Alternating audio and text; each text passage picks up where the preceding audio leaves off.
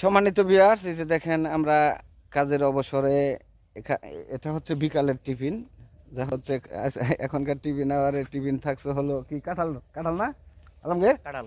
হ্যাঁ, মাত্র কাছে তো বাইরে নিলাম। তামাশের কাছ থেকে পাইরা নিল পাহা কাঁঠাল।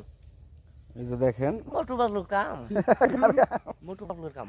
আচ্ছা, এই শুটিং এর অবসরে যে কাঁঠাল খাওয়াটা এটা কি বিরক্ত করার বিষয় না? হ্যাঁ, এটা ব্রেক ফেল। Brake fail. সবাই ভালো থাকবেন, সুস্থ থাকবেন।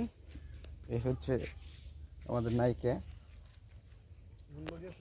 হাই, কেমন আছেন সবাই? এই যে কাজের ফাঁকে আমরা বিকালে বসে আছি।